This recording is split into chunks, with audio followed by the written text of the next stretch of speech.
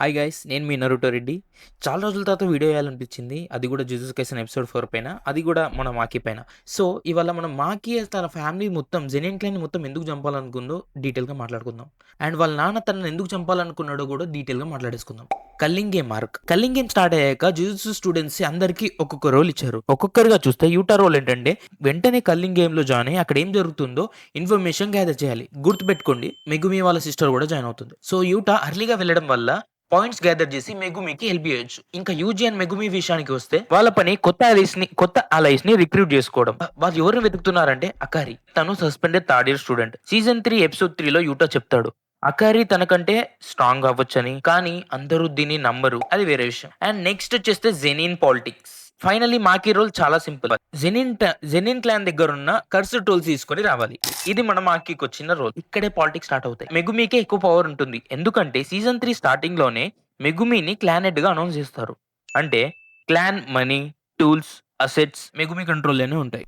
ఇది అందరికీ షాకే, ఈవెన్ మెగుమికి కూడా. దీనికి రీజన్ ఏంటంటే చాలా ఇయర్స్ బ్యాక్ టోజీ అండ్ నాబిటో ముందే ఒక డీల్ చేసుకున్నారు. ఒకవేళ గోజోకి ఏమైనా అయితే మెగుమి క్లాన్ హెడ్ అవుతాడని. షిబుయా ఇన్సిడెంట్ తర్వాత గోజో సీల్ అయిపోయాడు. కాబట్టి నాబిటో విల్ ప్రకారం మెగుమి లీడర్ అయ్యాడు. మాకి వాళ్ళ నాన్న తనని ఎందుకు చంపాలనుకున్నాడు? ఇది చాలా ఇంట్రెస్టింగ్ ఉంటది. మెగుమి లీడర్ కాబట్టి మాకి వెళ్లి టూల్స్ తీసుకోవచ్చని అనుకుంటారు. కానీ వాళ్ళ నాన్న ఓగి జెనిన్ తనని చంపాలని ప్లాన్ వేశాడు. దీనికి మెయిన్ గా 3 రీజన్స్ ఉన్నాయి. ఒకటి గుద్దబల్బు, అదే యాటిట్యూడ్ అంటారు కదా.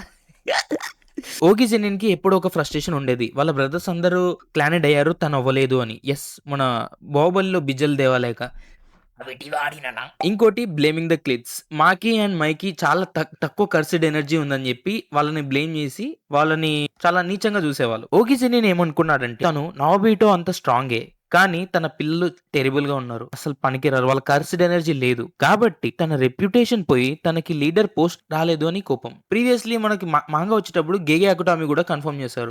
నాబిటో is way stronger than Ogi అని. కానీ ఓగి గాడు కొంచెం ఏదో ధ్యాసలు ఉంటాడు. నేనే తోపు అని. Political loyalty. గోజోని ఇప్పుడు ఫ్రీ చేయడం ఒక పెద్ద క్రైమ్. మాకీ అండ్ మెగుమి అలైస్ కాబట్టి వాళ్ళ డాటర్స్ ని చంపితే జుజుత్సు హెడ్ క్వార్టర్స్ దగ్గర ఓగికి ట్రస్ట్ పెరుగుతుంది. నేను సొసైటీ కోసం నా పిల్లల్ని కూడా చంపేస్తా అని ప్రూవ్ చేసుకోవాలని చూశాడు ఓగి జెనిన్.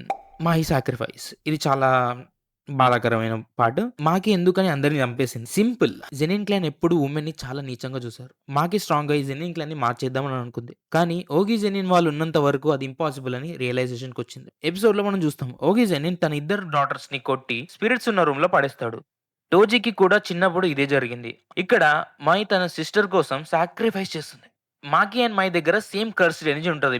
మై తన మొత్తం లైఫ్ ఎనర్జీతో ఒక స్వాడ్ క్రియేట్ చేసి చనిపోతుంది. దీనివల్ల మాకీ బాడీలో 0 కర్స్డ్ ఎనర్జీ ఉంటది. ఎగ్జాక్ట్ టోజీ లానే. మాకి ఇప్పుడు అల్ట్రా స్ట్రాంగ్ విజిల్ అయిపోయింది. మై ఇచ్చిన స్వాడ్ స్ప్లిట్ సోల్ కటానా రెప్లికా. ఇది సోల్ ని ఇండైరెక్ట్ గా కట్ చేస్తుంది. ఎంత ఫిజికల్ స్ట్రెంత్ ఉన్నా సరే ఈ స్వాడ్ ముందు పని చేయదు. ఓగి జెనిన్ తన టెక్నిక్ యూస్ చేస్తున్నా సరే మాకి ఒక్క దెబ్బతో తనని ఖతం చేస్తుంది. అండ్ నెక్స్ట్ వీని గురించి మాట్లాడతాం. ఈ పిచ్చు వచ్చేసిండు.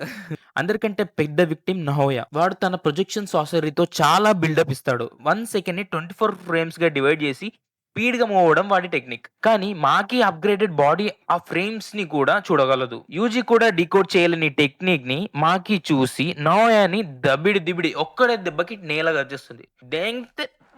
ఫైనల్ గా మాకి మదర్ విషయానికి వస్తే అది చాలా బాధాకరమైన విషయం. తను బ్రెయిన్ వాష్ అయ్యి ఉంది. చనిపోయే ముందు మాకి లాంటి కూతురిని కన్నందుకు చాలా హ్యాపీగా ఉన్నదని చెప్తుంది. సో ఫ్రెండ్స్, ఇది ఎపిసోడ్ 4 లో అయిన story.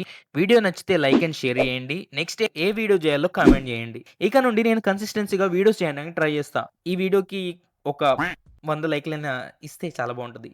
Thank you. Bye bye. Thank you very much.